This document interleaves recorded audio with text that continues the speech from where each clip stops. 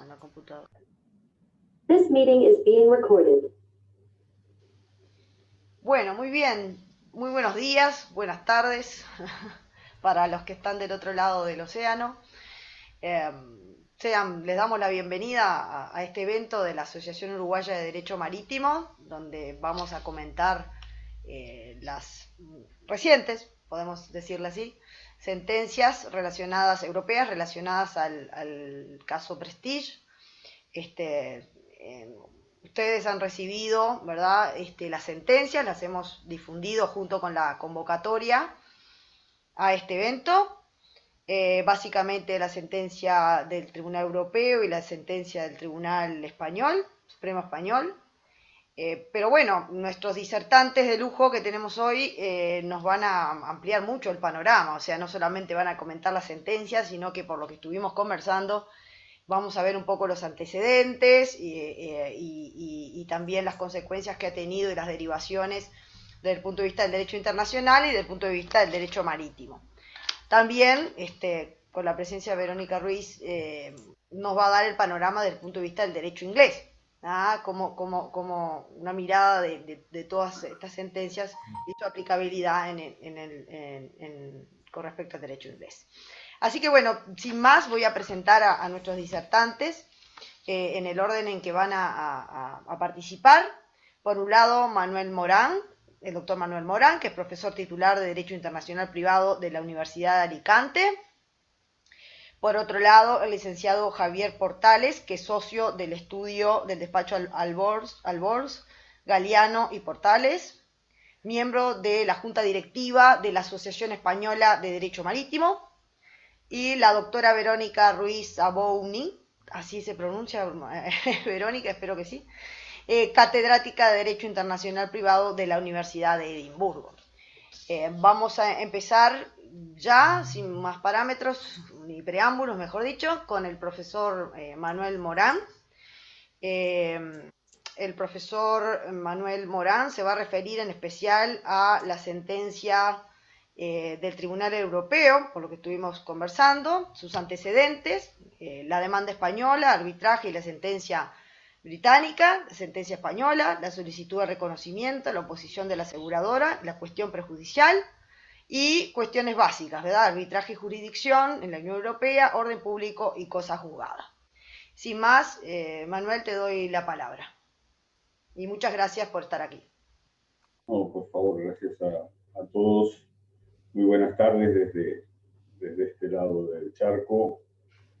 Son 17:10. Yo voy a procurar ceñirme a no más allá de 20 minutos para hacer lo que realmente me interesa, que es escucharles a ustedes y no aburrirles demasiado con estas cuestiones. Bien, en primer lugar agradecerles el que hayan contado conmigo. La Asociación Uruguaya de Derecho Marítimo es un verdadero privilegio compartir panel con especialistas con conocimientos tan profundos sobre cuestiones en las que yo soy neófito. Yo solo me muevo en el plano dogmático del derecho internacional privado, pero de derecho marítimo sé lo justo, aunque el preparar esta intervención me ha hecho interesarme, engancharme en cuestiones que recuerdo un viejo profesor de derecho mercantil que me decía: Morán, si quiere usted ganar dinero, dedíquese al derecho marítimo.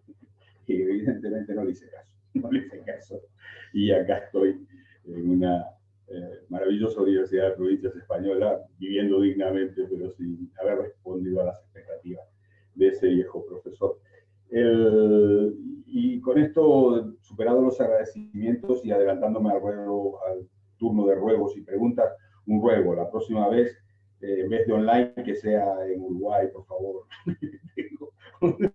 Tengo un síndrome de abstinencia de chinchulines que se está amenazando con llevarme a Chinchulines sin Fronteras o algo así para poder solucionarlo. Así que no me extiendo más y pasamos a lo que nos ocupa. Yo me voy a centrar efectivamente en la sentencia de 20 de junio de 2022, la resolución de una cuestión prejudicial planteada por un tribunal británico al Tribunal de Justicia de la Unión Europea. La sentencia en el asunto C-700/20 la London Steamship Owners Mutual Insurance Association Limited, contra el Reino de España. Está publicada en el diario oficial, la tenemos todos. Y no es una sentencia ni rompedora, ni innovadora, ni se aparta de ningún tipo de lo que ha sido la línea jurisprudencial del tribunal, pero sí que es interesante porque se pronuncia sobre cuestiones que siempre han estado ahí, que han dado motivo a varios pronunciamientos del tribunal. Y no es solo la cuestión de las relaciones arbitraje-jurisdicción, sino también yo escribí hace poco algo sobre estas cuestiones. ¿Me lo puedo reenviar? Lo que perdemos los europeos con el Brexit. Y perdemos este diálogo entre distintas culturas jurídicas. Y evidentemente esto está motivado porque hay una forma de hacer derecho en Inglaterra que posibilita, por ejemplo, el que un juez inglés dicte una sentencia de cobertura en forma de sentencia de resolución judicial al contenido de un laudo arbitral previo. Es decir, las partes acuden al arbitraje y luego es el contenido de ese laudo arbitral se incorpora a una sentencia y como tal se plantean las cuestiones básicas de este caso. En este supuesto, como todos sabemos, se trata del accidente, la catástrofe, el desastre, como se le quiera llamar, ocurrido el 13 de noviembre de 2002, quiero recordar, fecha infausta y que está grabada a fuego en la memoria de todos los gallegos. Soy medio gallego, mi madre es gallega, somos originarios de una pequeña isla, de la isla de Arosa, y ahí están vivos o muertos todos mis familiares por la parte gallega, y aquello fue un aldabonazo tremendo en las conciencias. Y es muy difícil tratar de estos temas sin conmoverse, y por eso es mejor ceñirse al análisis estrictamente dogmático. Han pasado 20 años y todavía, como vemos, el asunto sigue generando respuestas jurídicas, respuestas políticas, sigue generando interés y sigue generando reflexión.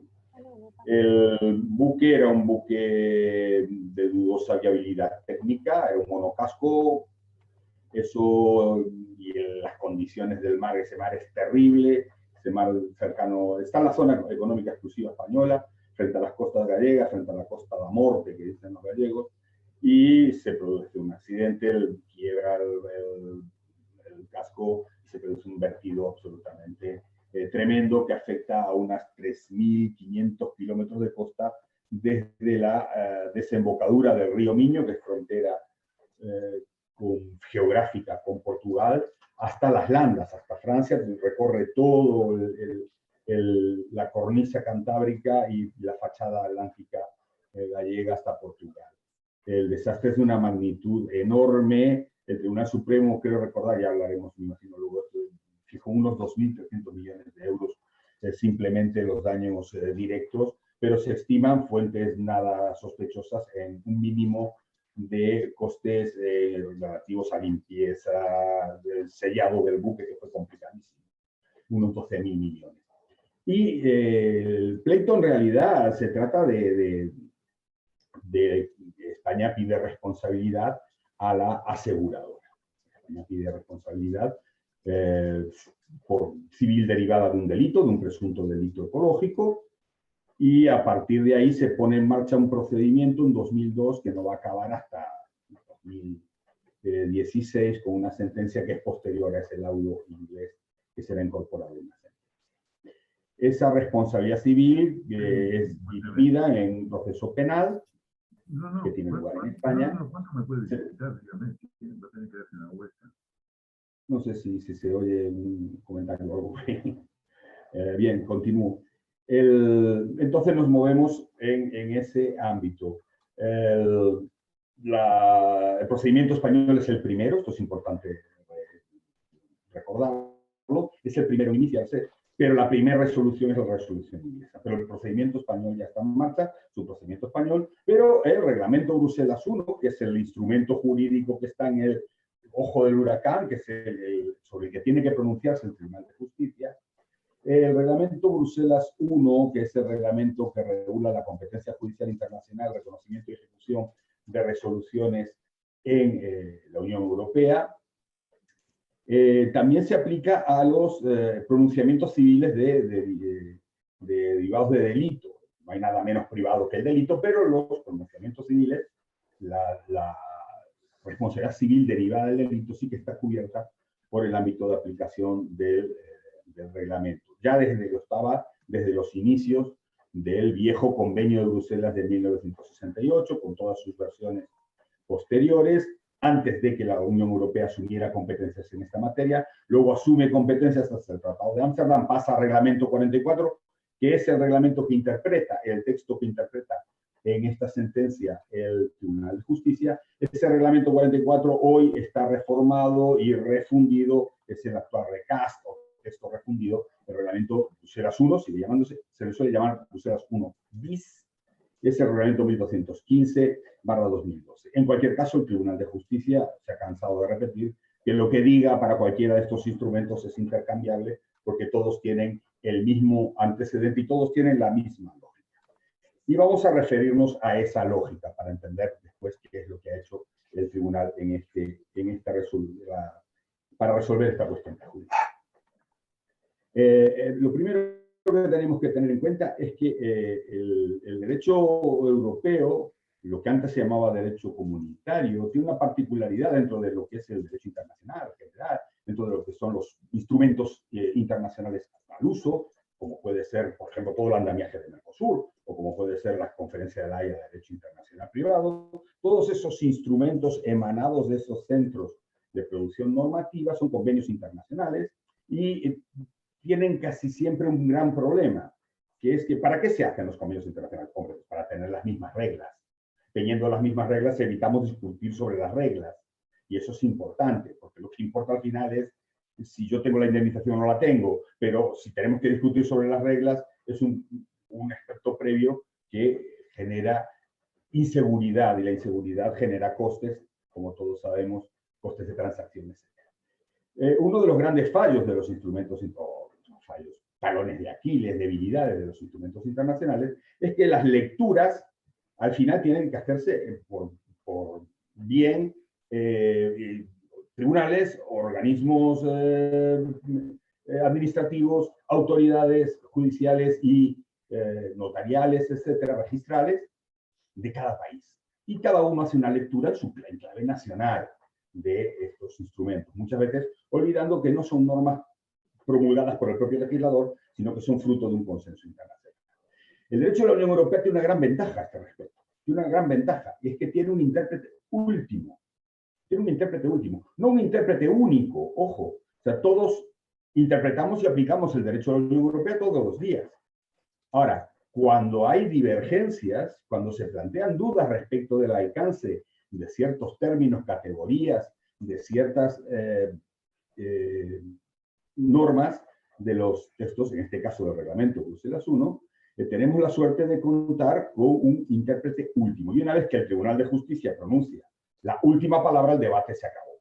Y no es la primera vez que una decisión del Tribunal de Justicia pasa luego al propio articulado de los textos. En concreto, el reglamento de Bruselas tenemos varios ejemplos de ello, como la sentencia Rothschild-Rothwinkel respecto a los arrendamientos de bienes inmuebles de corta duración, etc. Sería son cuestiones para comentar en otro momento, pero la jurisprudencia del tribunal es básica para el conocimiento y entendimiento de los instrumentos de la Unión Europea.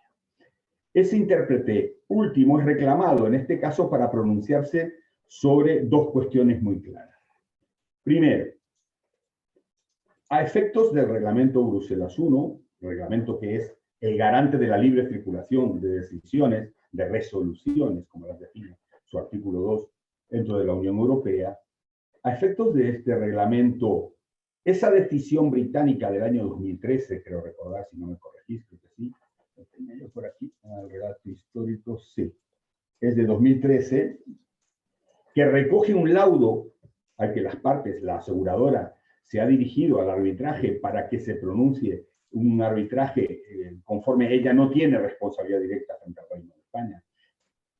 Ese pronunciamiento del laudo, que efectivamente le da la razón a la aseguradora, le dice, no, España tenía que haberse presentado en el procedimiento arbitral, porque esto es según la ley inglesa, esto es de naturaleza contractual, y por lo tanto estarían vinculados por esa cláusula de sumisión al arbitraje que había en el contrato de seguros entre la ownership y los armadores del Prestige.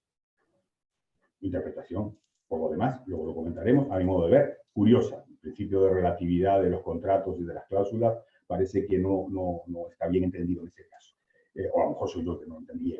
En cualquier caso, esta es la primera cuestión, es decir, a efectos del reglamento Bruselas I, efectos de beneficiarse de la libre circulación de sentencias dentro de la Unión Europea, una decisión de un Estado miembro, en este caso, de un Estado que ya no lo es, pero lo era en ese momento, de un tribunal del Reino Unido, que dicta una sentencia estrictamente en los términos de un laudo arbitral previo, es una resolución en el sentido del artículo 2, hoy vigente, del reglamento Bruselas I, es decir, es una sentencia, y si es una sentencia, puede oponerse esa sentencia, porque se ha obtenido previamente a la española, que será posterior, y cuya ejecución se pide, puede oponerse en virtud del principio de cosa juzgada o en virtud del principio de inconciliabilidad.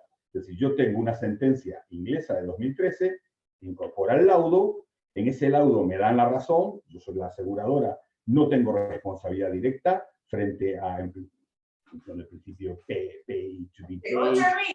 Sí. Hola, buen día. Sí. Alguien anda por ahí.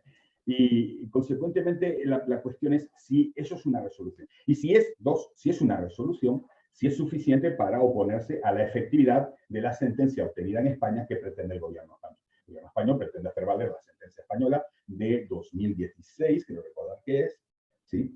Y hasta 2019 no se obtiene no se pide el reconocimiento de esta sentencia en el Reino Unido. Por lo tanto, ahí tenemos el problema centrado. Es decir, creo que me seguís todos, tenemos una sentencia inglesa de 2013 que recoge el contenido del laudo netamente favorable a los intereses de la aseguradora, que se basa en la rule paid, pay to be paid, es decir, yo no soy responsable, la aseguradora no es responsable si primero el asegurado no satisface la indemnización y según el tribunal arbitral la cuestión es una cuestión, la cuestión litigiosa es una cuestión contractual y España tendría que haber acudido al procedimiento arbitral. España mantiene una posición totalmente distinta, esto es una cuestión de responsabilidad civil y según doctrina también del Tribunal de Justicia de la Unión Europea en casos anteriores, no se puede prohibir a una víctima directa demandar al asegurador en función de cláusulas de sometimiento que solo vinculan a asegurado y compañía de seguros. Las víctimas no están vinculadas por esa cláusula según el principio de relatividad de los contratos. Otra de las cuestiones, por si acaso, que plantea los representantes de la aseguradora para oponerse a la efectividad de la sentencia española en el Reino Unido es la cuestión de la supuesta vulneración del orden público. Esa famosa cláusula de orden público que todos conocemos, que existe en todos los ámbitos productivos del derecho, en todos los centros de producción normativa encontramos la cláusula de orden público, en derecho internacional público, en derecho internacional privado, en derecho de la Unión Europea y en derecho nacional. El orden público es una especie de válvula de seguridad, concepto jurídico sin contornos definidos, es relativo en el tiempo y en el espacio, pero sirve para afrontar situaciones imprevistas que ponen en peligro intereses estatales básicos como la sanidad. Se ha alegado recientemente con la triste realidad de la pandemia, muchas veces el orden público sanitario como un argumento para paralizar determinadas libertades de circulación, etcétera, en el seno de la Unión Europea. Bien, entonces, ¿qué tiene que ver el orden público aquí? Pues según los representantes de la aseguradora británica del Prestige, de la aseguradora del armador, de los propietarios, porque en el concepto de orden público procesal, digamos, está íncito el principio de cosa juzgada como integrante de ese concepto de orden público. ¿De acuerdo? Esto es como se plantean los términos de la cuestión prejudicial. ¿Qué hace el Tribunal de Justicia? Pues hace lo que ha hecho siempre. ¿Qué hace lo que ha hecho siempre? ¿Y qué es lo que siempre hace el tribunal? Lo que siempre hace el tribunal es recordar cuál es su proceder.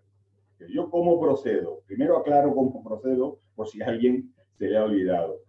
Yo no soy el tribunal de ningún Estado miembro, ni soy el tribunal de ningún ente paranormal. Yo soy el defensor de los tratados, soy el garante del derecho de la Unión Europea.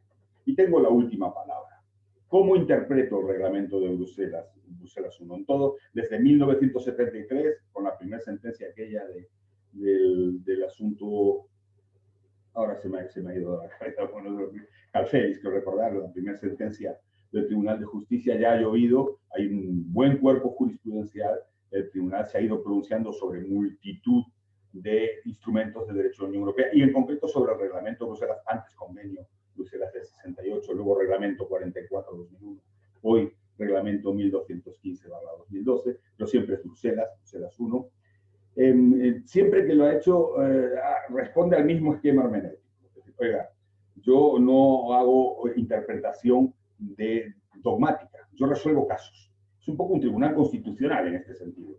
Yo no estoy aquí para enmendarle la plana al legislador ni para aclarar, sino en este caso concreto, yo soluciono, en este caso concreto, doy mi resolución, pronuncio una decisión sobre cómo debe interpretarse el reglamento en este caso concreto. Esto es muy importante retenerlo. El tribunal no hace dogmática, el tribunal soluciona casos que le presentan los tribunales de los Estados miembros cuando dudan respecto de la interpretación, aplicación de un instrumento de la Unión Europea, en este caso el reglamento de Bruselas. Segundo, ¿cómo procedo? Pues procedo a partir de la propia economía del instrumento, de cuáles son los fines que persigue ese instrumento y qué fines persigue Bruselas desde su inicio, Bruselas 1, desde el convenio del 68. Pues regular la competencia y el reconocimiento de ejecución. Lo que está detrás es la libre circulación de sentencias en Europa. Es decir, si uno tiene un espacio económico integrado, tiene un mercado interior, la gente se desplaza de un estado a otro, invierte en un estado en otro, hay libre circulación de personas, mercancías, capitales, servicios, el volumen de negocios se incrementa exponencialmente, también se incrementan exponencialmente los litigios. Conforme la litigiosidad aumenta, se ven cuáles son los problemas que surgen a la hora de obtener una resolución en un Estado miembro y hacerla efectiva en otro Estado miembro. Porque de nada vale que yo pueda desplazarme en un italiano, trabajar a Alemania, una empresa francesa, comprar componentes automovilísticos en Alemania, si ante el menor conflicto las resoluciones judiciales no se cumplen en otro Estado. Y muchas veces, ¿por qué no se cumplían? La inmensa mayoría de veces por rechazar las normas de competencia judicial internacional conforme a las cuales los tribunales nacionales se declaraban de origen competente, porque eran normas claramente exorbitantes. Exorbitantes quiere decir irrazonables, imbuidas de nacionalismo, como el artículo 14 del Código Constitucional francés, que dice, bueno, que basta con que el demandante sea francés para que los tribunales franceses sean competentes. Oiga, un francés puede vivir en Alaska, que pinta un tribunal francés declarándose competente sobre un conflicto entre un vendedor francés de salmón que tiene una empresa en Alaska y que se lo vende a un japonés. ¿Qué pinta los tribunales franceses en todo esto? Para resolver ese problema, rápidamente se vio en la Unión Europea que había que hacer algo. Y entonces, cuando se hizo en el convenio del 68, no había ni siquiera competencia. Se agarraron a un viejo artículo 220 del tratado, decía, bueno, cuando las cosas se ponen un poco difíciles, los estados están habilitados para celebrar convenios entre ellos, para ponerse de acuerdo para que las reglas faciliten el buen funcionamiento del mercado interior. Lo que persigue entonces Bruselas es la libre circulación de sentencias, procura establecer unas normas de competencia judicial internacional claras, imbuidas del principio de proximidad, del principio de razón, de que sean foros razonables, limitar en la medida de lo posible los fueros exclusivos, erradicar los fueros exorbitantes y, conforme a esto, poder facilitar la libre circulación de sentencias. Y eso se hace, por un lado, garantizando que las normas de competencia son adaptadas y las mismas para todos, y por otro lado, estableciendo un principio, que es el principio de reconocimiento mutuo y confianza comunitaria, según el cual las decisiones de otro Estado miembro no se revisan en el fondo. Es decir, las normas de reconocimiento y ejecución de decisiones, como es la que está en el núcleo duro de este caso que comentamos, son normas estrictamente procedimentales. No se entra en el fondo del asunto. Y la filosofía del reglamento es bien sencilla. Que el primero que la formula es el Convenio de Nueva York de 1958 sobre ejecución de laudos arbitrales. Hasta ese momento, todas las normas nacionales eran normas de desconfianza. ¿Usted quiere que yo ejecute una sentencia suya? Pues pruébeme A, B, C, D, E, F, G. Demuéstreme todo esto. Que esto es una materia civil mercantil, que esto no está dictado en vulneración del derecho de defensa del demandado, que se le ha notificado, demuéstreme que no es contrario al orden público, demuestre. Claro, eso es diabólico. El convenio del 58 de Nueva York y el convenio del 68, el antecedente de Bruselas I hoy, el convenio de Bruselas del 68, cambian la perspectiva y dicen, no, en principio las sentencias circulan libremente y se ejecutan sin ningún motivo de oposición, salvo unos motivos tasados. Esos, estrictamente esos. Perdón. Y como son motivos de oposición a un principio, que es el principio de confianza y de reconocimiento mutuo, deben ser interpretados siempre restrictivamente. Y entramos ya entonces en las dos grandes cuestiones, las cuestiones prejudiciales. Primera, ¿es la sentencia inglesa dictada en los términos de un laudo, es una resolución en el sentido del reglamento Bruselas I, del artículo 2 hoy del reglamento 1915? El tribunal se mantiene en su línea desde Marri, Cudecoline, Tankers, Gazprom, de que el arbitraje está excluido del reglamento Bruselas I, pero que lo que tiene ante sí no es un laudo arbitral. Si fuera un laudo arbitral diría, oiga, ¿qué viene? ¿Qué quiere que haga yo con esto? Esto no es materia sometible al Tribunal de Justicia, porque el reglamento Bruselas I excluye el arbitraje. Por lo tanto, si yo voy con un laudo amparándome en el reglamento Bruselas I, ningún tribunal de ningún Estado miembro me va a hacer ni el más mínimo caso de que se haya equivocado usted. Usted invoca el Convenio de Nueva York de 1958 sobre ejecución de laudos, o la Convención Interamericana de Panamá, o el Acuerdo Mercosur sobre reconocimiento de laudos arbitrales, pero esto no cabe aquí.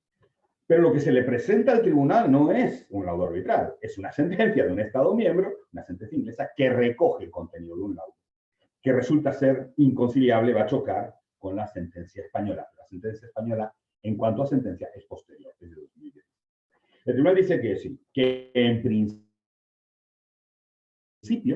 principio, una sentencia dictada en los términos de un laudo, tal y como avala el derecho inglés, como posibilita el derecho inglés, es una resolución en el sentido del reglamento de Bruselas I, que por lo tanto es susceptible de oponerse a la ejecución de la decisión española. Pero viene la rebaja. Ahora bien, si yo esto lo mantengo así, es muy fácil hacer saltar por los aires el reglamento Bruselas I y todo el sistema, porque basta con acudir al arbitraje para escapar a la aplicación de las normas del reglamento. Y entonces, ¿qué hemos hecho? Hemos hecho un viaje absolutamente en balde. Es decir, si el reglamento Bruselas I establece que en materia de derechos reales inmobiliarios es exclusivamente competente el tribunal del lugar donde el inmueble está situado, y yo acudo al arbitraje en Nueva York, pues la competencia exclusiva del tribunal del Estado miembro donde está situado el inmueble, pongamos por caso Francia, carece de sentido, porque el exclusivo no va a tener nada. ¿Se entiende? Consecuentemente, el tribunal dice, bueno, ahora, vamos a hacer un juego de simulación. Es decir, esta resolución, que es una resolución y que, por lo tanto, entra dentro del campo de aplicación de Bruselas I, si la hubiera dictado un tribunal, ¿hubiera sido dictada de conformidad con el reglamento Bruselas I? Y el tribunal establece claramente que no.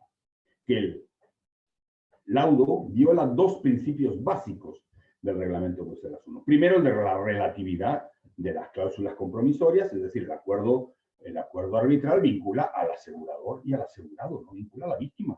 No vincula a la víctima. La víctima es un tercero ajeno. Y si no se le permite acción directa contra el asegurador, como dice el Tribunal Supremo Español, que luego nuestros compañeros nos ilustrarán, queda inerme, queda en una situación de indefensión absoluta. Segundo, las normas de litispendencia. Oiga, usted se ha olvidado, si usted fuera, porque el tribunal no es quien, el Tribunal de la Unión Europea no es quien para enmendarle la plana al Tribunal de Arbitraje. Lo que está haciendo es poniéndose en el supuesto simulado de que esa sentencia hubiera sido obtenida ante un tribunal inglés y no copiando, digamos, un laudo arbitral previamente dictado en Londres. En segundo lugar, hay una violación de las normas de litispendencia. Oiga, el procedimiento ya se había iniciado en España y hay un principio básico para evitar precisamente inconciliabilidad de decisiones, que es prior tempor potior iure, es decir, el tribunal ante el cual se somete en primer lugar la cuestión, tribunales españoles, tiene prioridad. Y el tribunal ante el cual se plantea la segunda demanda debe de oficio imperativamente, a diferencia de las cuestiones conexas, por ejemplo, donde hay un juicio de oportunidad, pero cuando hay litispendencia, igualdad de personas, objeto y causa, y la hay, evidentemente, en el supuesto, en este caso se produce litispendencia. Y cuando se produce litispendencia es obligatorio apartarse y dar prioridad al tribunal donde se ha sometido en primer lugar a cuestión litigiosa. En ese sentido, el tribunal acaba concluyendo que en este caso, pese a que el pronunciamiento del tribunal inglés es una resolución, esa resolución no puede ser oponible a la decisión española cuya ejecución se pide en el Reino Unido, aunque sea posterior, y por muy inconciliable que sea, porque esa decisión pone en juego, pone en riesgo, viola principios y normas básicas establecidos en el Reglamento Bruselas I. Y que, por lo tanto, autorizar ese tipo de prácticas supondría el fin del sistema Bruselas I, tal y como lo conocemos, y por ende también el del Convenio de Lugano, porque son instrumentos absolutamente paralelos. Segunda cuestión, y con esto termino, que ya me estoy excediendo un poquito. El orden público. Oiga, y por orden público no podemos colar y decir que, bueno, que reconocer la sentencia española es contrario al principio de cosa juzgada, principio que integra el orden procesal, orden público procesal británico. Y el tribunal es absolutamente claro en esto. Primero, el orden público es una cláusula absolutamente excepcional, que no está pensada para estos supuestos, que además, como todos los motivos de oposición al reconocimiento y ejecución de decisiones en Europa, a la libre circulación de decisiones, tiene que ser interpretado muy restrictivamente y que ya en el propio reglamento, en lo que hoy son los artículos 45, 1, C y D, ya está prevista la cuestión con la inconciliabilidad con una decisión anterior dictada en un Estado miembro o en un Estado tercero, si esa decisión pudiera generar efectos en el Estado miembro requerido.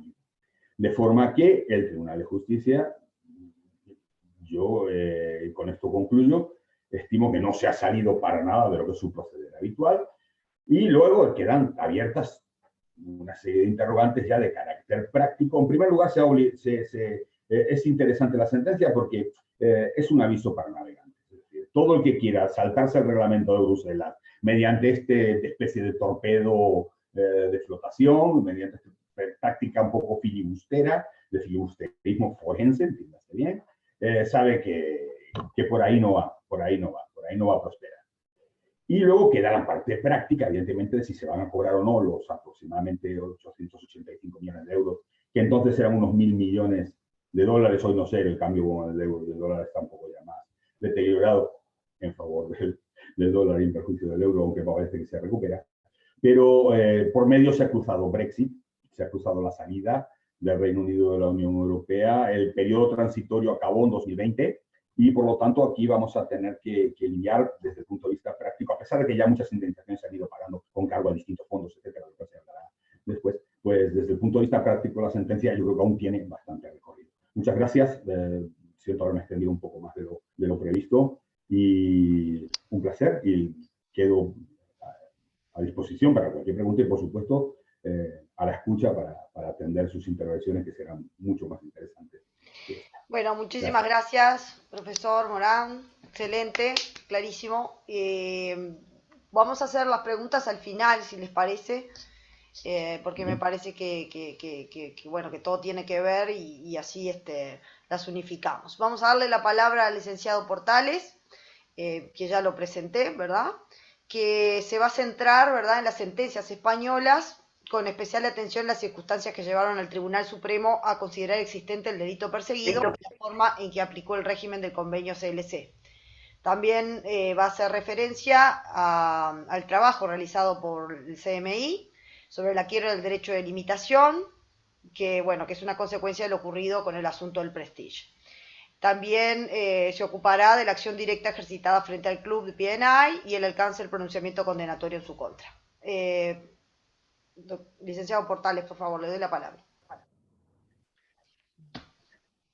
Sí, buenas tardes a todos. Bueno, buenas tardes desde España. Lo primero de todo, y al igual que ha hecho el profesor Manuel Morán, voy a dar las gracias a la Asociación Uruguaya de Derecho Marítimo por esta oportunidad de estar aquí. Efectivamente, bueno, después de haber escuchado con qué claridad nos ha expuesto la patología de la situación actual, ¿no? Digamos, de los últimos estadios de la evolución de la disputa judicial en el caso del Prestige, yo voy a dar un paso atrás en el sentido de volver a qué ocurrió en España entre la Audiencia Provincial de La Coruña y el Tribunal Supremo, porque hay un giro absolutamente radical en el enfoque del caso que creo que no debe pasar desapercibido, sobre todo porque la sentencia del Tribunal Supremo contiene cuestiones de derecho marítimo, que es de lo que me ocupo en esta intervención, que son bastante relevantes. Bueno, son tan relevantes que han generado mucha preocupación a nivel internacional, sobre todo en el ámbito europeo, e incluso, como anunciaba Sara Andrea, ha dado lugar a algunas actuaciones concretas del CMI y de la OMI, ¿vale? Y de IMO. Entonces, bueno, esto se materializa concretamente en el enfoque que da el Tribunal Supremo al estudio de la responsabilidad del capitán, de la responsabilidad del propietario del buque y, sobre todo, que es lo que más preocupación ha causado, me consta, de la responsabilidad del club de P&I. Y eso tiene mucho que ver no solo con la acción directa que evidentemente se ejercitó en España en el seno del proceso penal, sino además con la sentencia inglesa que sirve de base a todo lo que nos estaba contando ahora el profesor Manuel Morán, a esa sentencia inglesa que revistió de forma judicial a un lado arbitral. ¿Vale? Y sobre todo porque la pugna que subyace ahí es qué pasa con la acción directa en uno y otro ordenamiento jurídico, ¿vale? Cuáles son los límites y cómo deben enfrentarse ambas leyes en ese punto concreto tan delicado y tan relevante. Y hay un último punto que, bueno, si veo que el tiempo da lugar, simplemente lo apuntaré, porque además luego probablemente la profesora catedrática Verónica Ruiz toque algunas de estas cuestiones, pero que yo como practicante en el ámbito del derecho marítimo me vino a la cabeza inmediatamente ante esta sentencia del Tribunal de Justicia de la Unión Europea, que son las tradicionales injunctions que el ordenamiento inglés posibilitaba y respecto del cual voy a utilizar una expresión distinta de la del aviso para navegantes que ha utilizado el profesor Morán. Yo diría ya le habían dado un toque desde el Tribunal de Justicia de la Unión Europea a los tribunales ingleses respecto a la inoportunidad de emitir ese tipo de resoluciones. Pero bueno, centrándome en lo que nos atañe, el Prestige fue objeto de todo el enjuiciamiento penal largo duradero en España. Esto es muy habitual en España, además, en los incidentes marítimos. Criminalizarlos ha sido algo tradicionalmente habitual y, desde luego, casi inevitable cuando se trata de incidentes de contaminación marina. Y esto no lo digo simplemente por decirlo, sino porque en España, me referiré posteriormente, cuando un incidente, aunque sea marítimo, se resuelve en sede penal, hay mucho riesgo de que las instituciones de derecho marítimo no reciban el tratamiento adecuado que recibirían o que sería esperable ante los tribunales civiles y mercantiles. Por eso este no es un punto irrelevante, aunque el legislador se esfuerce en tratar de resolverlo, al menos en el ámbito del derecho marítimo.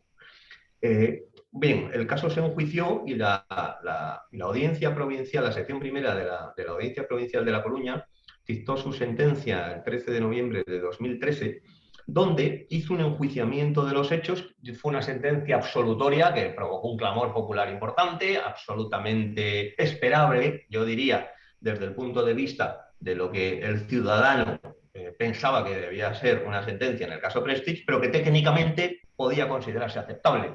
No sé si tanto para los penalistas, pero desde luego sí para los que nos movemos en el mundo del derecho marítimo, cuyas instituciones en principio la Audiencia Provincial respetaba. Pero la Audiencia Provincial, al final, para no extenderme tampoco en exceso, lo que vino a decir es, en este juicio tan largo, hemos escuchado opiniones absolutamente contradictorias. No digo ya contradicciones en el ámbito de las pruebas testificales, que duraron meses. Hemos escuchado a probablemente muchos de los mejores expertos españoles opinar sobre las causas y circunstancias que dieron lugar al incidente del Prestige y nos deja perplejos, decía los magistrados de la Audiencia Provincial, que puedan existir semejantes contradicciones cuando nos intentan explicar las causas. Primero, ignorancia en cuanto a cuáles fueron las causas, pero es que además versiones absolutamente opuestas de lo que pudo ocurrir. Esto es importante porque si los magistrados empiezan explicando que esa es su visión del caso después de escuchar a todos los expertos, bueno, a partir de ahí criticar que no hayan ido más lejos es para pensarlo dos veces.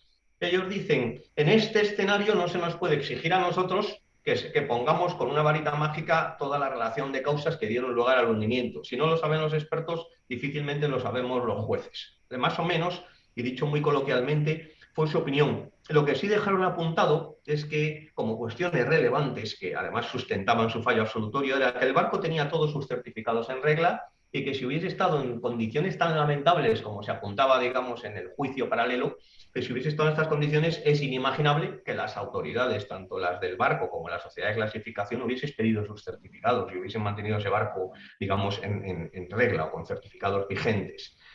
Y además apuntaba también que una vez que la compañía de salvamento Smith se hizo cargo del barco, tampoco se le concedía un puerto de refugio. Llega a decir, con un cierto sarcasmo, yo creo, la sentencia, que tampoco estaba muy predispuesta a Portugal a recibir al barco cuando el barco se encontraba en una situación delicada en alta mar.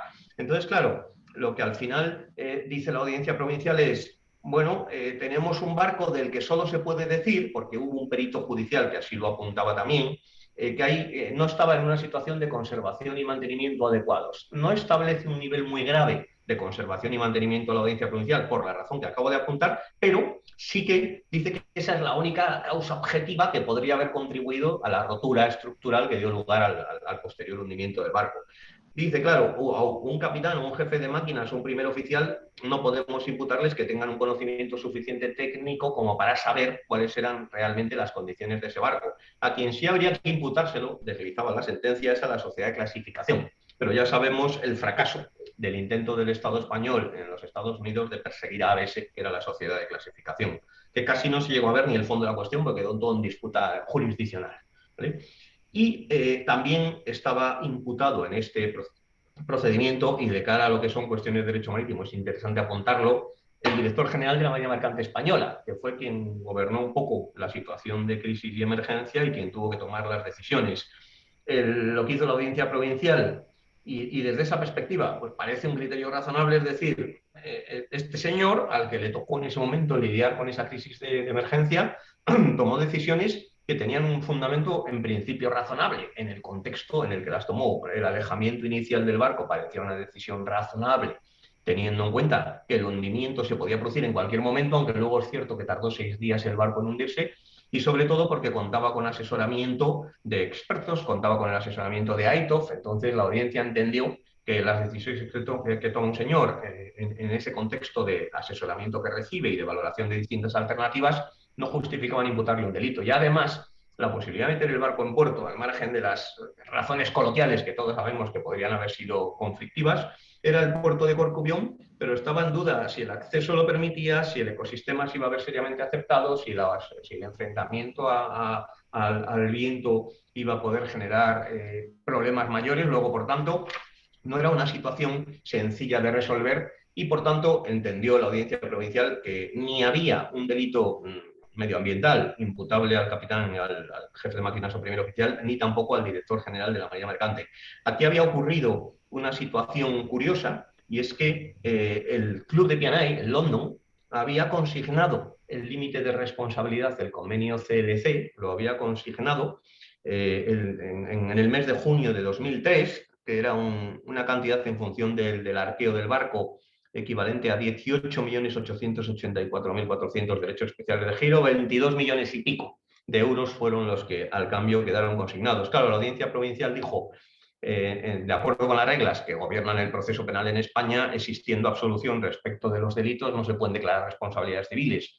Luego, por tanto, veremos qué pasa con esta cantidad depositada por el Club de Protección e Iniciación. Un matiz importante, porque está dicho claramente en la sentencia del Tribunal Supremo con mucha relevancia además, es que el Club de Protección e Iniciación consignó ese límite del convenio CLC, pero no compareció formalmente, no se personó en el procedimiento, ni sometió ninguna defensa en el procedimiento. Consignó ese límite y entendió que su posición quedaba salvaguardada de acuerdo con lo que dispone el convenio CLC. Por tanto, digamos, El Tribunal Supremo recibió un número importante de recursos de casación contra una sentencia de la Audiencia Provincial que en principio, e insisto, al margen de las críticas que para un especialista en derecho penal pueda merecer la opinión de los magistrados sobre los hechos y sobre si concurrió o no un delito medioambiental, sí que le imputó, un delito de desobediencia al capitán del barco por retrasar 2 horas la toma de remolque y desobedecer de esa forma las órdenes de las autoridades, pero sí que entendió la sentencia. Sí que entendió la sentencia. Que está con el micrófono abierto y no lo estoy pudiendo silenciar. Luciana, por favor, si puedes silenciar tu micrófono. Ahí está. Sí que entendió la sentencia que esa desobediencia del capitán, que daba lugar a imputarle un delito de desobediencia, no tenía como causa o como consecuencia necesaria la contaminación, por tanto no había responsabilidades civiles derivadas de ese delito.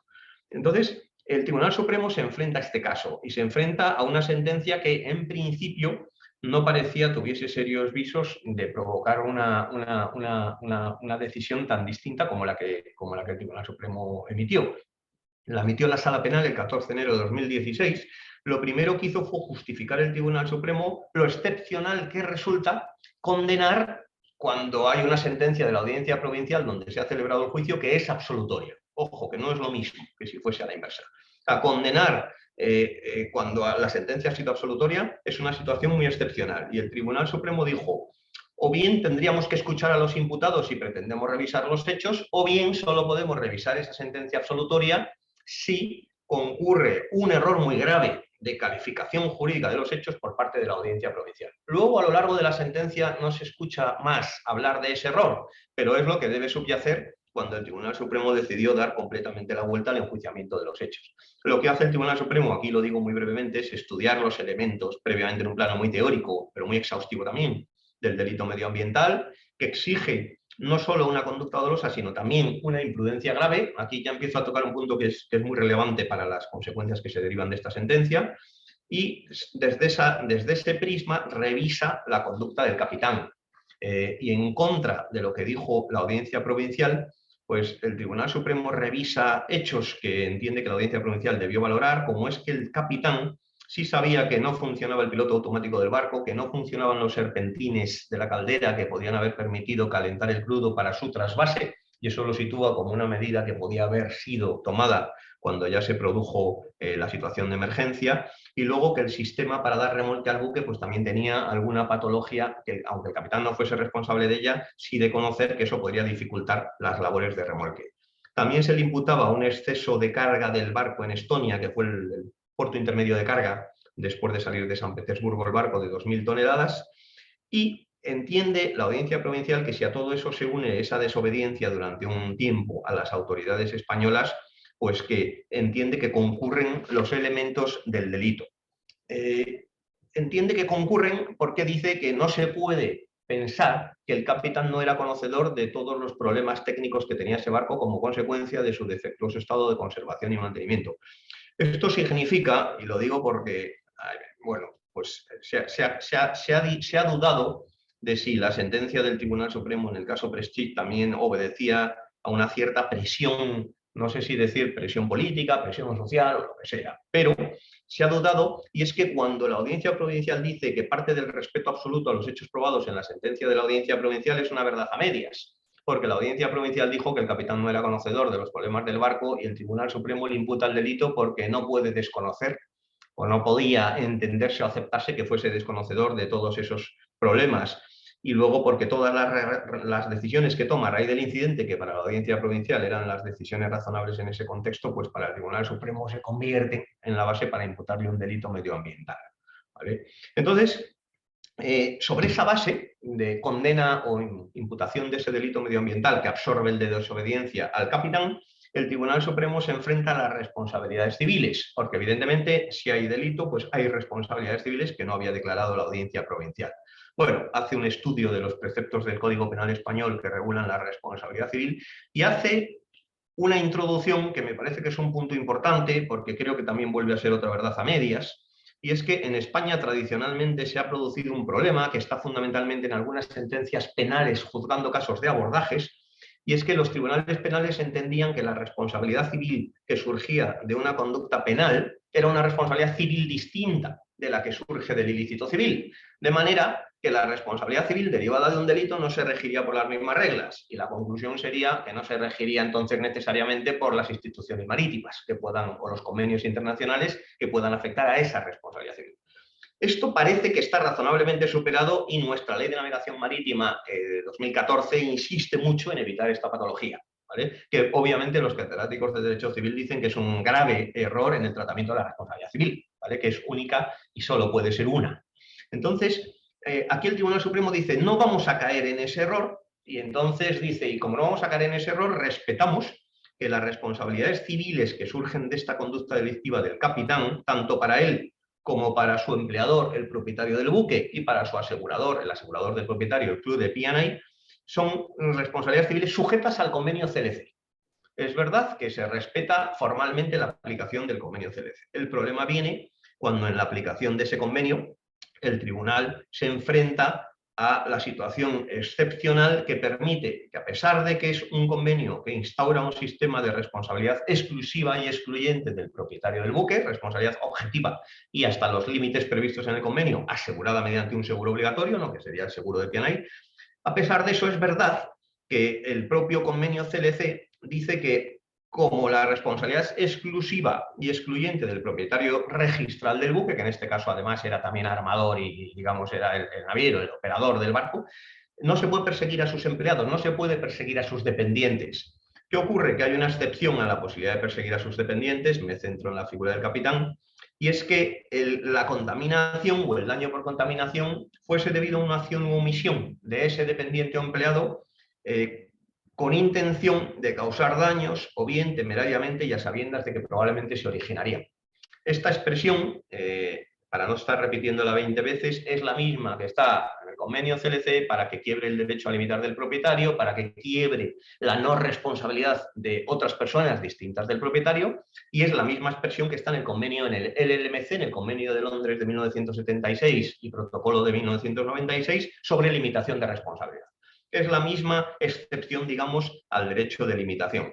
Bien, el Tribunal Supremo hace una reflexión muy delicada y que además tiene cierta patología en cuanto a sus consecuencias y sobre todo a lo que pretende actualmente la OMI. Y es, el Tribunal Supremo dice, tenemos que ver ahora qué significa el dolo directo al que se refiere esa exclusión y el dolo eventual al que hace referencia cuando dice temerariamente y a sabiendas de que probablemente se originarían los daños.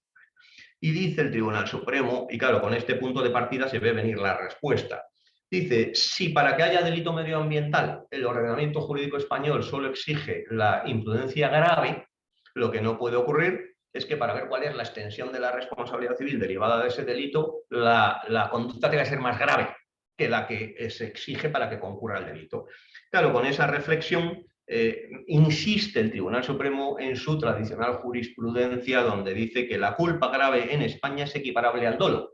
Evidentemente se refiere a la culpa grave en una tonalidad muy elevada y al dolo en una tonalidad muy baja, que sería el dolo eventual en su grado mínimo y la imprudencia, digamos, en su grado máximo, ¿vale? Pero es verdad que esa jurisprudencia existe y tiene mucha incidencia en el caso que nos ocupa. Claro, de esa manera el Tribunal Supremo dice luego, por tanto, si yo concluyo que ha habido temeridad en la conducta del capitán, va como consecuencia que esa conducta la perpetró a sabiendas de que podría resultar daño. De alguna forma, el Tribunal Supremo unifica los dos requisitos que tienen que concurrir para que quiebre el derecho de limitación. Y dice, la conducta del capitán satisface ambos, por tanto el capitán no está legitimado a limitar responsabilidad, de acuerdo con el convenio CLC.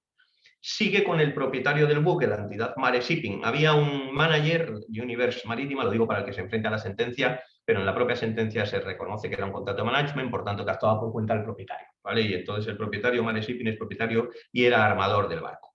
Y en nuestro Código Penal proclama, como es habitual, la responsabilidad del empleador, siempre que haya una relación de dependencia.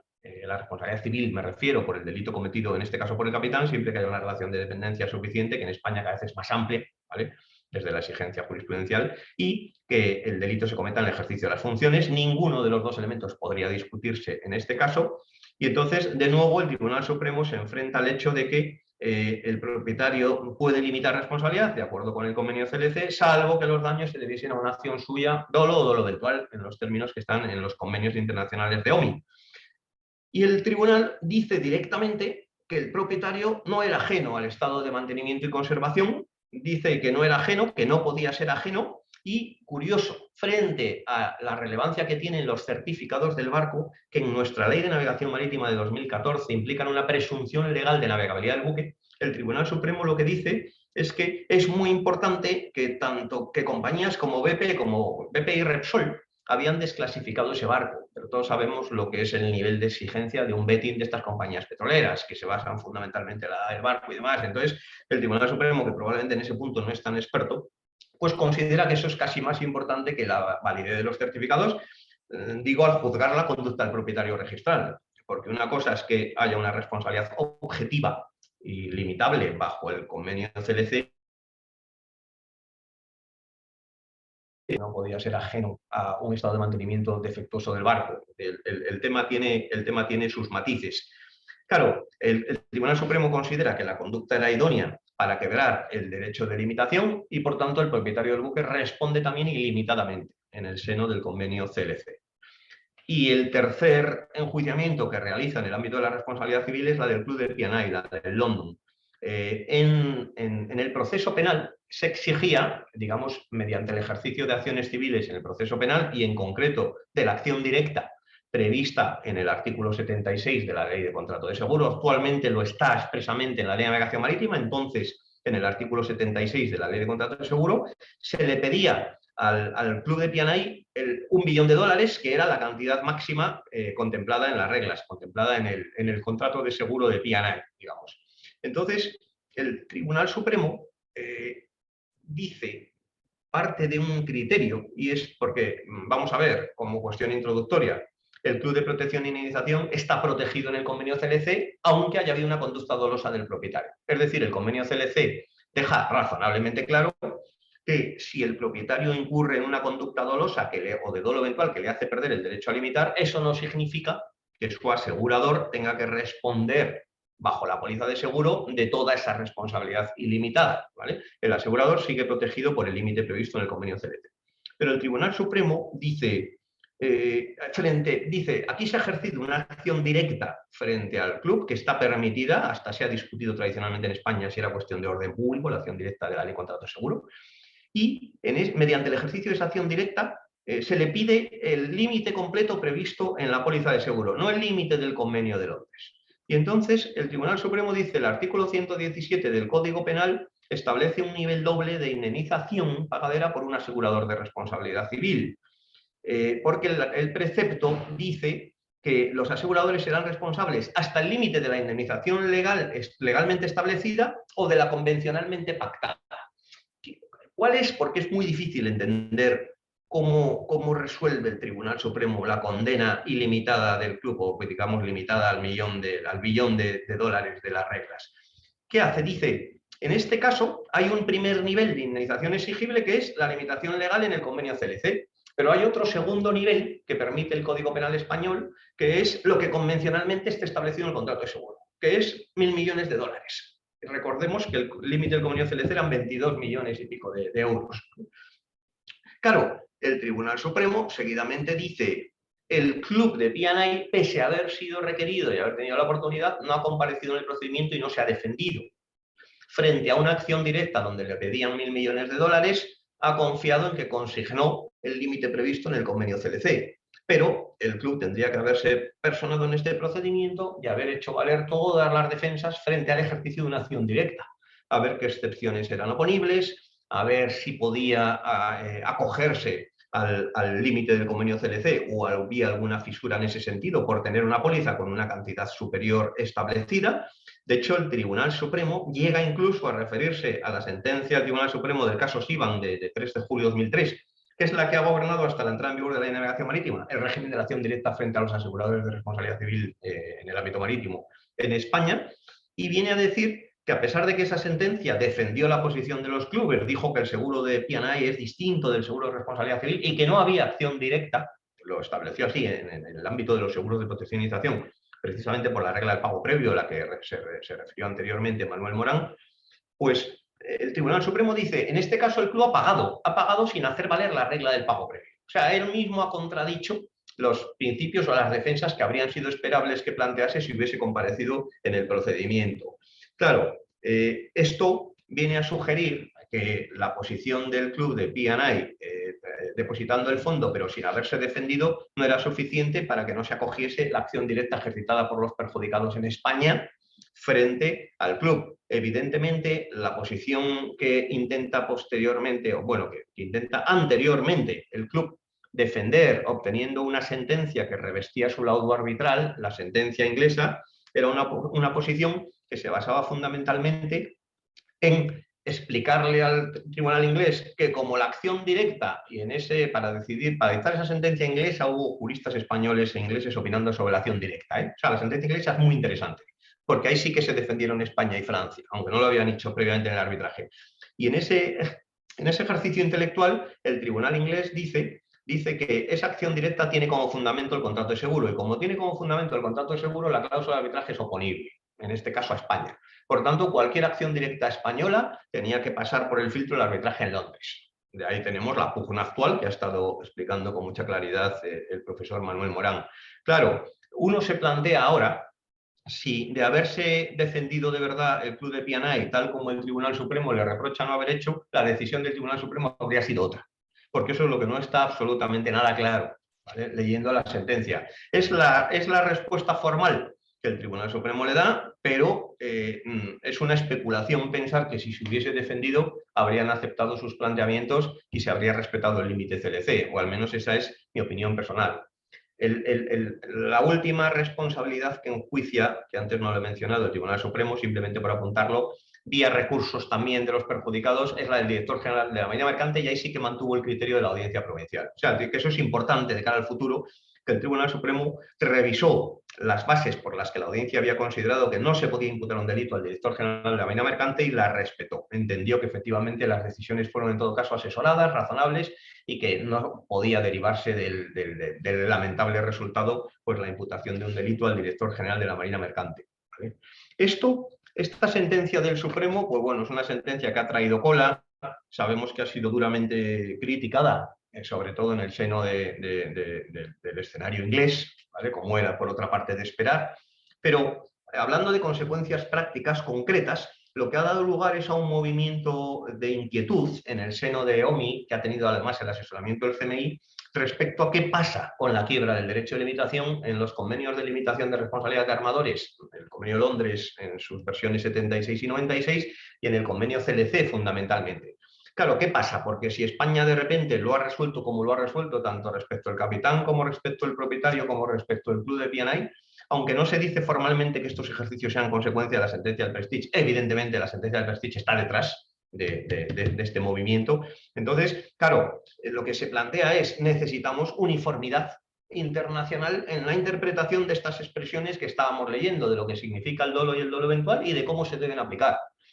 Nuestro punto de partida es, en España eso es complejo, porque estamos viendo que dependiendo de si el caso se resuelve en uno u otro órgano varía, si se resuelve en el orden penal o en el orden civil varía, ¿vale? Y además porque es muy de la apreciación fáctica de cada caso por parte de los tribunales el considerar si hay dolo o dolo eventual a efectos de quebrar la limitación. Yo quiero hacer aquí dos comentarios muy breves porque creo que hay que tenerlos presentes siempre. En España los tribunales son ultraproteccionistas de los perjudicados y segundo, muy poco proclives a una institución como la limitación de responsabilidad. Entonces, cuando se generan dudas, lo razonable es esperar que el tribunal sea hostil hacia la limitación de responsabilidad. Cuando hay base razonable, en opinión de un tribunal español, para hacer quebrar la limitación, es razonable pensar que puede ocurrir que superen la limitación de responsabilidad. Claro, esto es muy importante porque cuando uno lee los trabajos que ha hecho o los informes que ha hecho la OMI y concretamente la resolución de la Asamblea que está dictada son varias resoluciones que están dictadas este año con fecha 28 de enero de 2022 y son resoluciones para la interpretación de los artículos relevantes del Convenio sobre limitación de responsabilidad y del Convenio CLC. Y estas resoluciones contienen una amplia exposición de motivos que justifica por qué los países nos tenemos que poner de acuerdo, los países, digamos, de convenios, miembros de convenios OMI, nos tenemos que poner de acuerdo en cómo hay que interpretar la quiebra para que no se produzca, digamos, una ruptura del propósito último que persiguen esos preceptos, que no es otro que establecer un sistema de responsabilidad rápida, objetiva, cubierta por un seguro obligatorio, pero con una limitación de responsabilidad infranqueable. Al final, detrás de esto está el mercado asegurador y fundamentalmente el mercado del P&I. El CMI lo que hizo fue girar hace 2 años unos cuestionarios sobre cómo se interpretaban en la jurisdicción correspondiente de cada una de las asociaciones de derecho marítimo toda una serie de cuestiones muy relevantes en relación con el dolo eventual, el nivel de negligencia que los tribunales exigían, etcétera.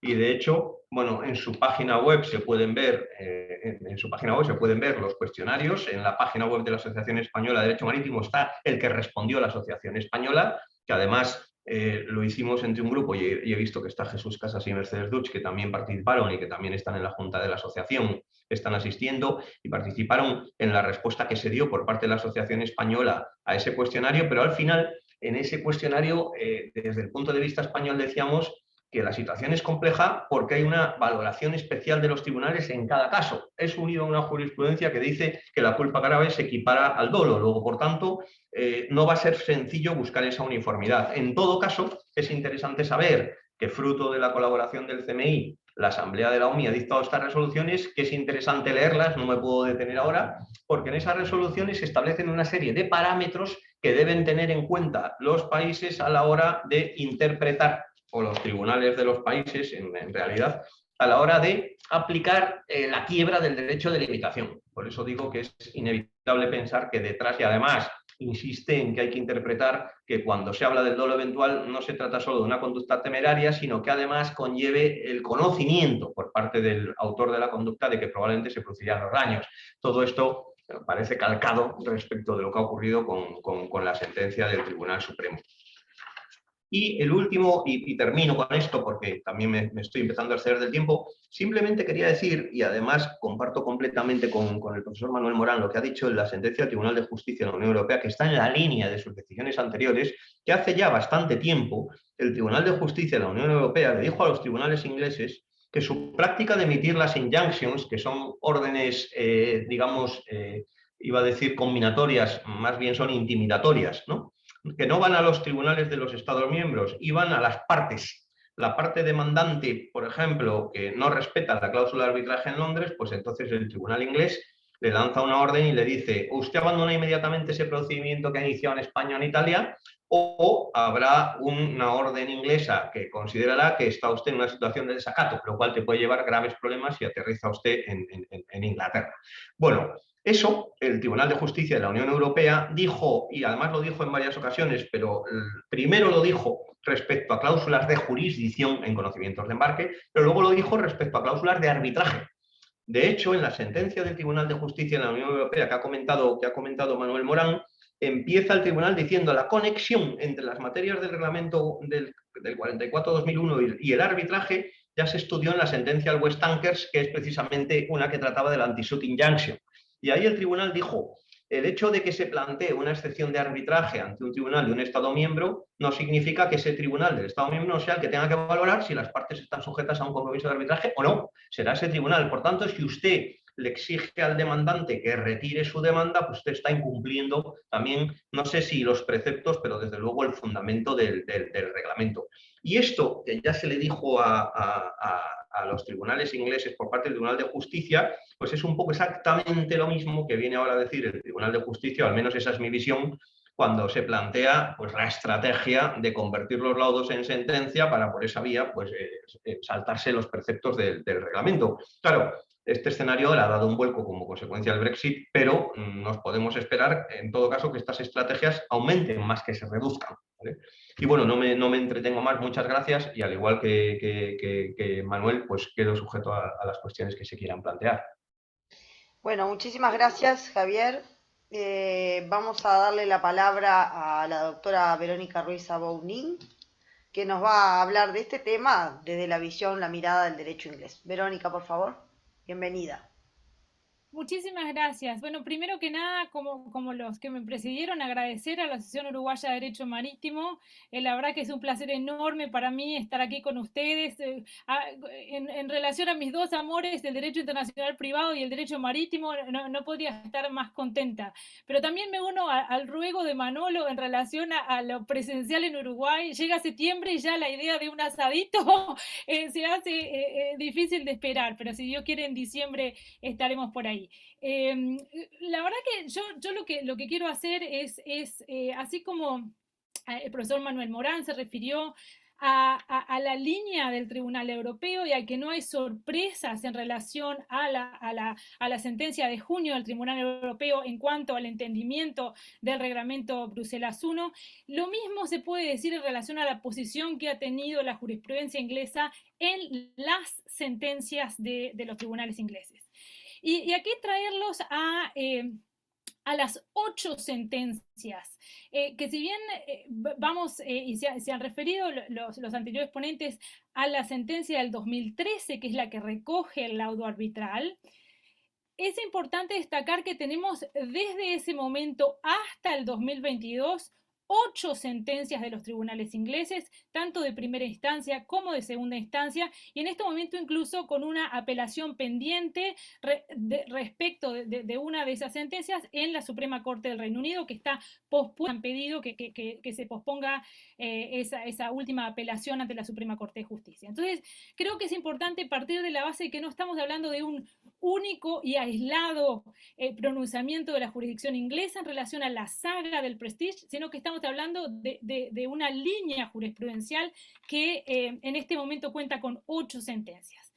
Y entonces, sin querer aburrirlos y darles como una cronología de estas 8 sentencias, yo creo que es importante tener un punteo de qué van cada una para entender las bases jurídicas del razonamiento de la jurisprudencia inglesa y poder un poco comprender más estos puntos de tensión, que creo que queda ya bastante claro en relación a las exposiciones precedentes, que acá hay puntos de tensión muy claros entre diferentes familias jurídicas que han estado, digamos, en tensión permanente durante el tiempo de vigencia de Bruselas I en el Reino Unido, y que en este momento Bruselas I y todo, digamos, el sistema de la Unión Europea a raíz del Brexit, digamos, el Reino Unido ha quedado fuera de todo ese sistema. Pero durante la vigencia de ese sistema las tensiones siempre fueron múltiples. Y a eso se refería Javier Portales anteriormente. Digamos, esa tensión siempre ha estado presente.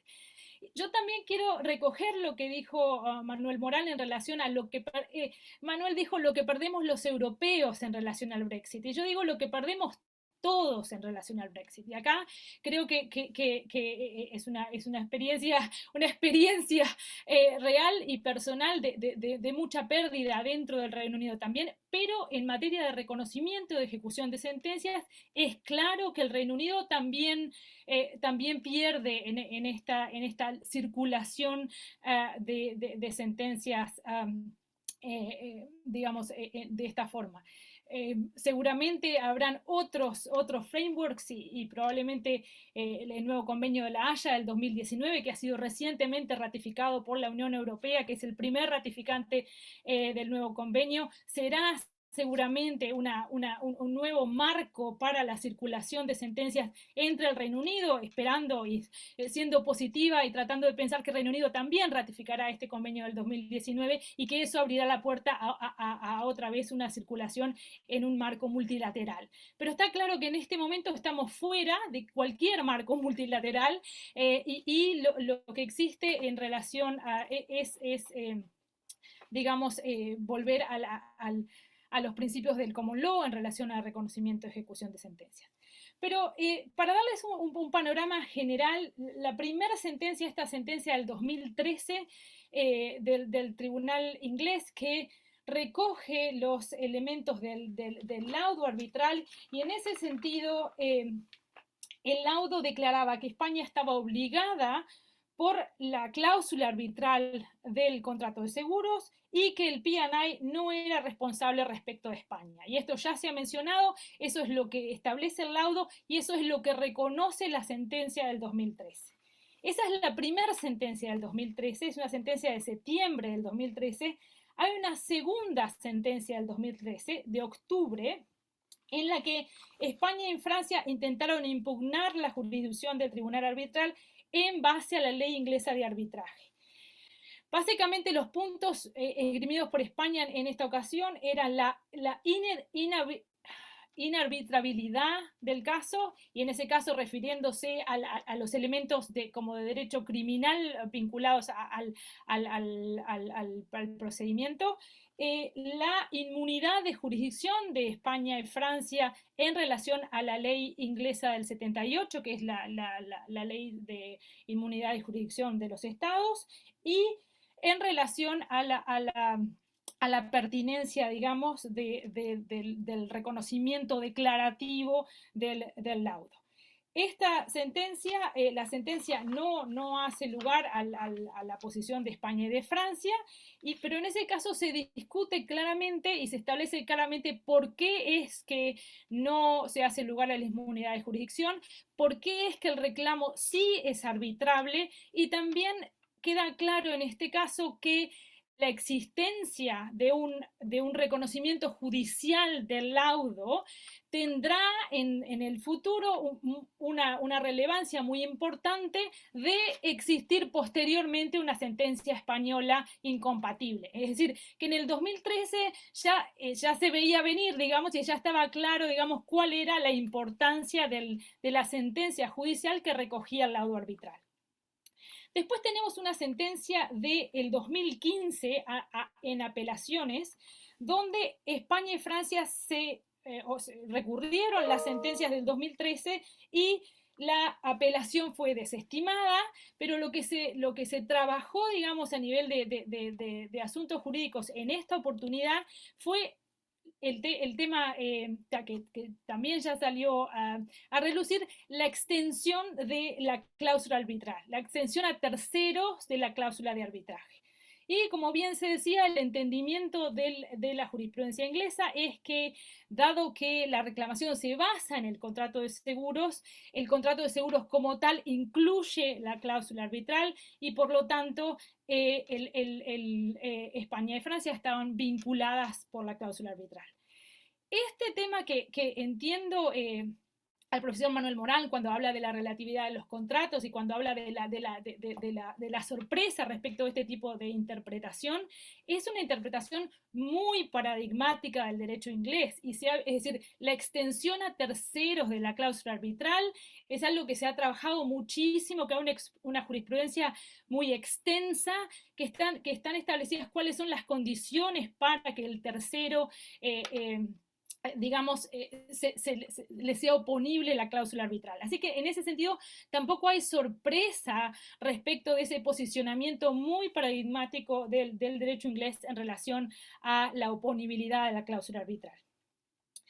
En este caso, también en esta sentencia del 2015, también se toma muy en cuenta esta cláusula del contrato de seguros de pay to be paid, y en ese caso también, digamos, digamos, en ese sentido se le da razón al club en relación a la falta de acción respecto de España directamente respecto del club.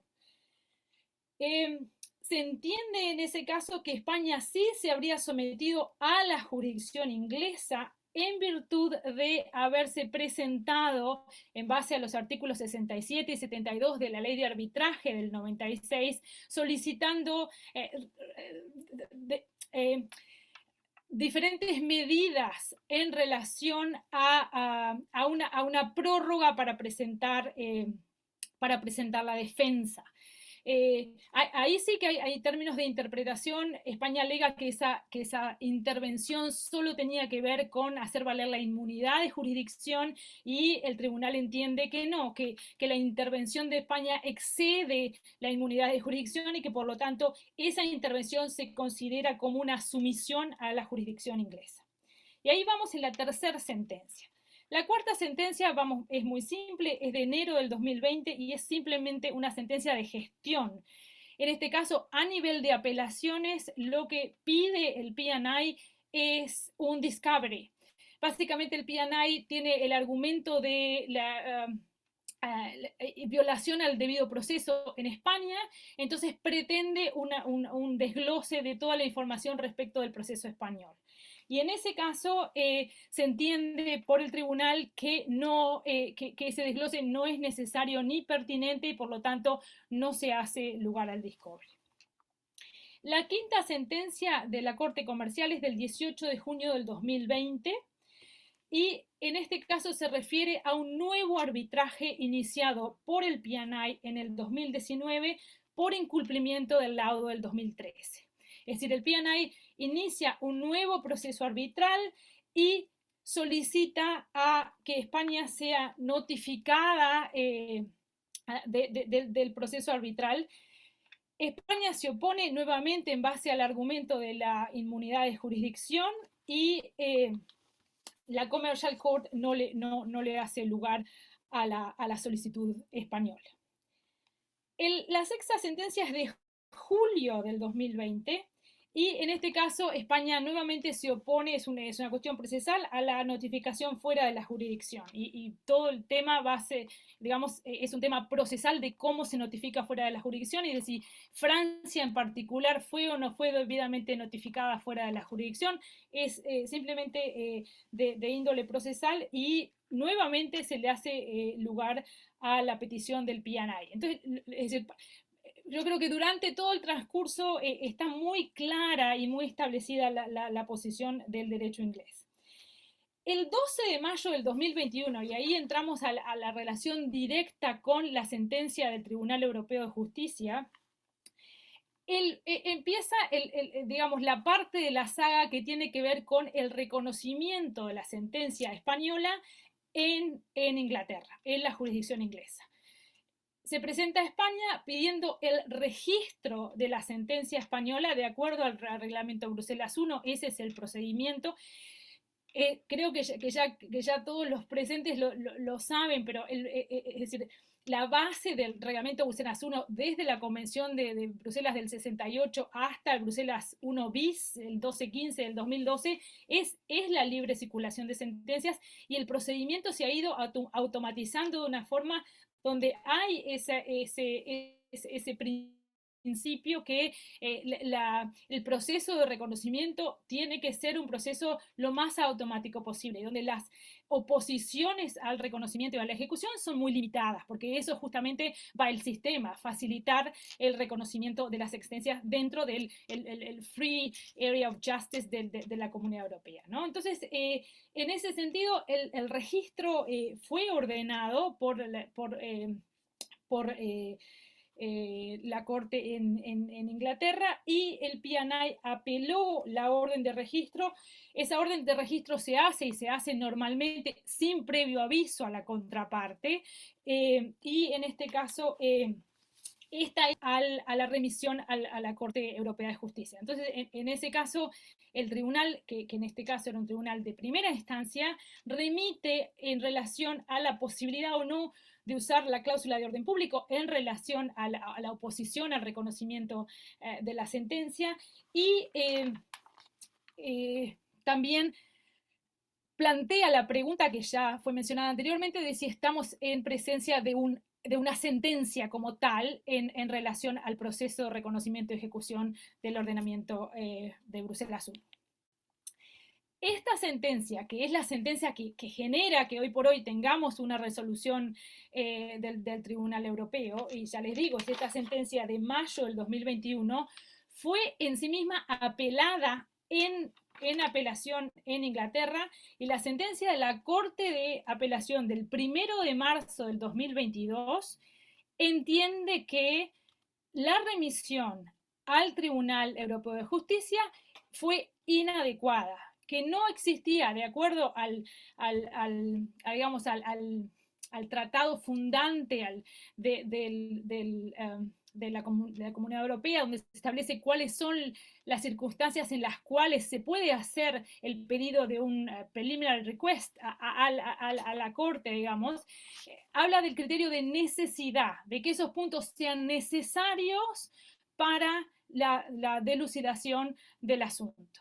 Y el punto central de la apelación de la sentencia del 1 de marzo del 2002 es que la dilucidación de estos puntos tenía un carácter no necesario, que digamos, se podía haber seguido adelante con la resolución sin haber dirimido estos puntos específicos, que los puntos específicos tenían una importancia quizás más dogmática que práctica en relación al caso en cuestión. Es interesante también entender que la remisión del 2020 se hace el 20 de diciembre, cuando el periodo de transición terminaba el 31 de diciembre de 2020. Es decir, es la última oportunidad de pedirle una aclaración al Tribunal Europeo, y se hace acelerando digamos, acelerando el proceso. Es decir, había 3 puntos, 2 de los cuales fueron remitidos al Tribunal Europeo, y un tercer punto en relación al tema de violación del debido proceso en España y la posibilidad de fundamentar la oposición al reconocimiento de ejecución en base a violación de derechos humanos. Ese tercer punto no fue, digamos, no fue sometido a la remisión y fue dirimido posteriormente a la remisión, cuando lo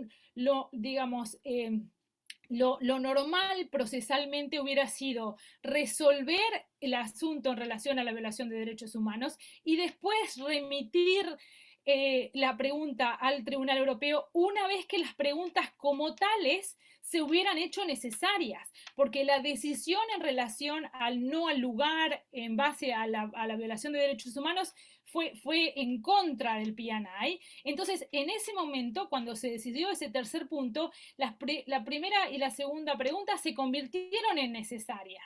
Es decir, hoy por hoy son necesarias, pero en el momento en que se hizo la remisión no eran necesarias. Y ese es el argumento de la Corte de Apelaciones para decir que la remisión como tal fue inapropiada y por lo tanto, en su momento, la Corte de Apelaciones invitó al Tribunal de Primera Instancia a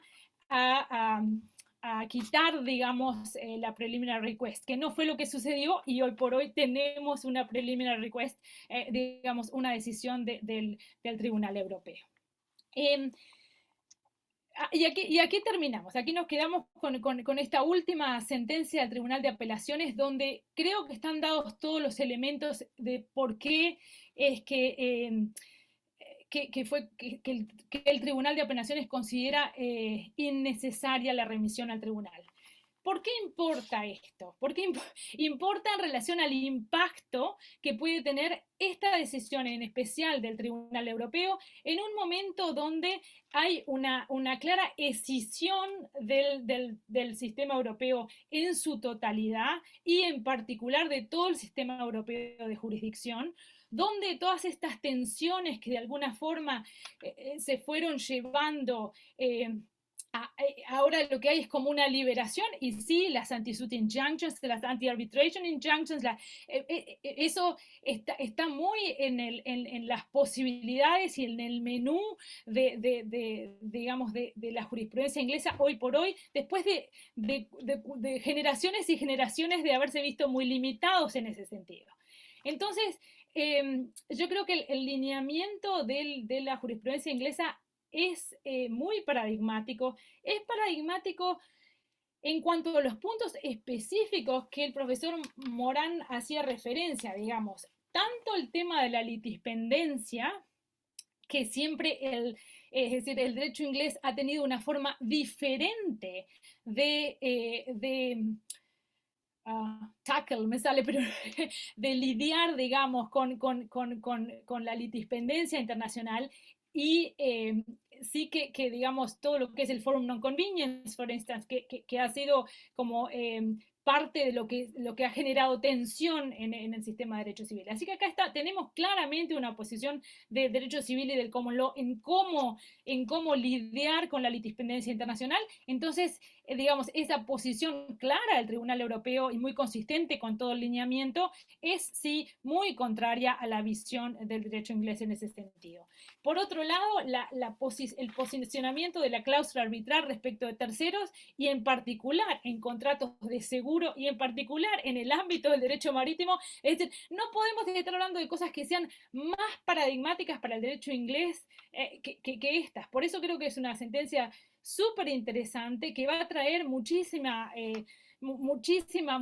cola, pero veremos qué pasa de aquí en adelante. Esta saga seguro no termina aquí, pero creo que es interesante y hay que entender el contexto y la coyuntura, digamos, post-Brexit, pero también, digamos, el varillazo de la Unión Europea, digamos, de último momento, ¿no? Justamente en el sentido de que ya no existe en procedimientos posteriores a la finalización del periodo de transición la posibilidad de remitir ni de dar lugar a estar vinculados por una decisión del Tribunal Europeo. Me detengo acá porque sé que también, digamos, ya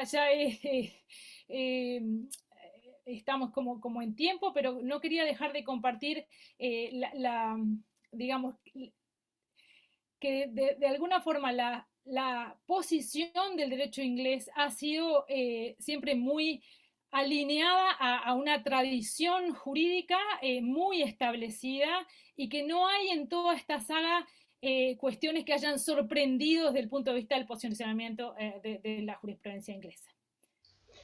Muchas gracias. Muchísimas gracias, Verónica, muy claro también, la verdad que excelentes todas las exposiciones. Yo no sé si queremos hacer preguntas o no, dejo planteado, sé que estamos pasados de tiempo, lo sabemos, pero bueno, hay una mano de Manuel, así que te doy la palabra, Manuel. Estás mute, Estaba aplaudiendo, Manuel, me parece. Estabas aplaudiendo. Sí, Bueno. Estaba haciendo el bobo, pues. Estabas aplaudiendo, yo veía la manita. En cualquier caso, felicitar a mis compañeros y respecto a lo que dijo Verónica, decir que sí, yo nunca he entendido Europa sin el Reino Unido, esas viejas cosas de los chistes, de los tabloides, de que el continente queda aislado una vez más por una niebla muy espesa en el canal. Es decir, cuando yo me refería a que todos los europeos hemos perdido, incluyo evidentemente al Reino Unido, el diálogo de culturas jurídicas que se motiva a partir de la entrada del Reino Unido, de Irlanda, Dinamarca, pero sobre todo el gran diálogo que se ha producido, y es un diálogo que con tensiones, como bien señalaba Verónica, pero que también ha enriquecido muchísimo. Uno no entiende, por ejemplo, la regulación de la sumisión expresa en el reglamento Bruselas I, creo recordar que es el 25 actualmente, el artículo 25, esa recepción de los usos del comercio que dan cobertura a las cláusulas de sumisión. Eso más británicos imposibles. Todos nos hemos enriquecido mucho de ese diálogo. Ha habido tensión, pero todos perdemos muchísimo con esa decisión que hay que respetar del 51% de la ciudadanía británica, pero que desde luego nos ha empobrecido jurídicamente a todos los europeos, incluidos por supuesto los británicos, que siguen siendo europeos o que estén al margen, como europeos son los noruegos, los islandeses o Liechtenstein. Nada más felicitar una vez más, agradecer a la Asociación Uruguaya de Derecho Marítimo y felicitar a mis compañeros de panel, y hasta cuando sea, esperemos, en algún lugar de la geografía del paísito. Bueno, muchísimas gracias. Y Jesús Castro. Ahora sí es una mano. Sí, lo es. Buenas tardes, gracias a todos. Muchas gracias a la Asociación Uruguaya de Derecho Marítimo, desde la Española de Derecho Marítimo. Gracias a los tres ponentes, y yo sí tengo una pregunta para cualquiera de ellos o para los tres. ¿Esto en cuántos años acaba y cómo acaba? Por favor, ha sido un resumen excelente de lo que ha sucedido, pero quiero saber cómo acaba, por si acaso no lo veo. Gracias. Bueno, no sé si alguien tiene la respuesta. Veo a nuestros ponentes un poco callados. Yo creo que tanto Manuel como Verónica están en mejor posición de pronunciarse sobre la pregunta de Jesús. Yo lo desconozco por completo, o sea, en este momento. El plazo que le queda a esto. Sí, yo reconozco que llegué tarde al curso de adivino y no tengo la más remota idea de cómo el Brexit ha venido a complicarlo todo. Y evidentemente, por mucho que se avance a lo mejor en que el Reino Unido, que es una de las cuestiones que señalábamos en un trabajo colectivo sobre Brexit y Derecho Internacional Privado en la Universidad de Alicante, por mucho que se quiera incidir en la vía convencional como un posible remedio para los convenios, sabemos todos los problemas que tienen. Esa convención del 2019 va muy lenta. La cuestión de que el Reino Unido se integre en el convenio de Lugano, que también parecía que todo iba bien, pero al parecer Suiza ya ha planteado problemas, y yo no me atrevo a decir que esto va a acabar ni pronto ni más tarde, porque las implicaciones son muy notables, como decía Javier, como decía Verónica, tanto desde el punto de vista práctico para el derecho marítimo, para la conexión aseguradora, para todo ese negocio que no olvidemos mueve montañas y montañas de dinero y de intereses y que está en el corazón de la City, no lo olvidemos también. Entonces, y luego que jurídicamente, si como bien decía Verónica, conviviendo en el seno de la Unión Europea durante tantos años, desde el 73, quiero recordar que es la ampliación hasta 2020, el diálogo no ha sido sencillo ahora, y en situación, vamos a ver, esperemos que el próximo primer ministro no haga bueno a los anteriores.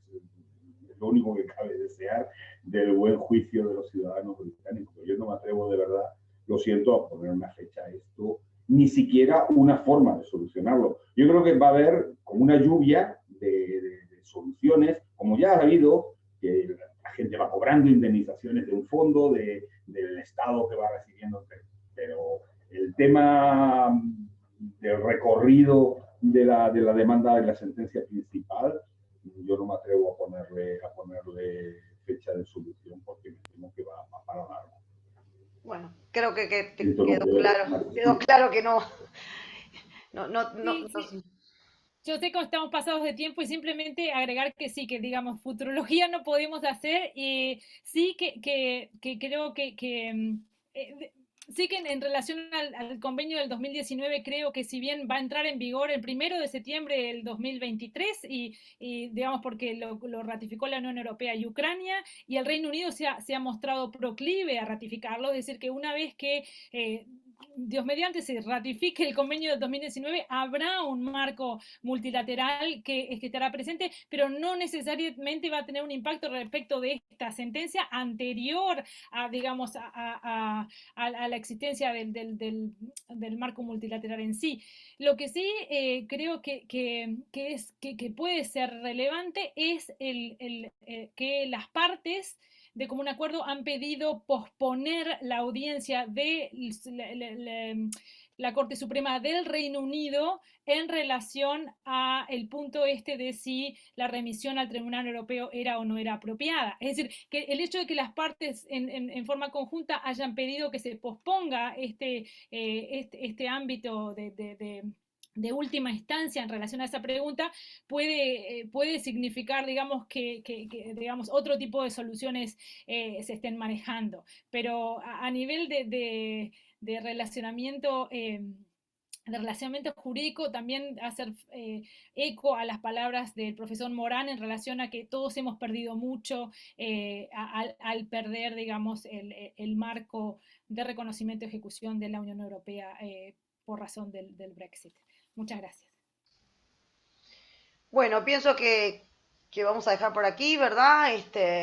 Ya estamos perdiendo participantes que se están yendo, así que nada, solo resta agradecerles a todos, ¿verdad? Al profesor Morán, al licenciado Portales, a la doctora Ruiz, por estar con nosotros aquí compartiendo sus conocimientos con tanta generosidad. A todos los participantes también por estar hoy aquí. No me quiero ir sin pasar un aviso, que es que el 13 de octubre, y por las dudas de que quienes están del otro lado quieran venir a Uruguay, como decían, varios, incluso en la previa estuvimos hablando de la carne y todo lo demás, el 13 de octubre, ¿verdad? Vamos a tener nuestra jornada presencial, o más bien semipresencial, híbrida, en Montevideo, ¿no? En la ciudad de Montevideo, donde tendremos la jornada de la Asociación Uruguaya de Derecho Marítimo sobre modalidades delictivas en la actividad marítima. Así que quedan todos invitados. Si se animan, serán muy bienvenidos, por supuesto. Sin más, muchísimas gracias a todos y nos vemos, si Dios quiere, pronto. Muchas gracias. Chao, felicitaciones a todos. Excelente presentación. Muchas gracias. Excelente, Muchísimas gracias a todos. Muchas gracias. Excelente. Muchas gracias. Gracias.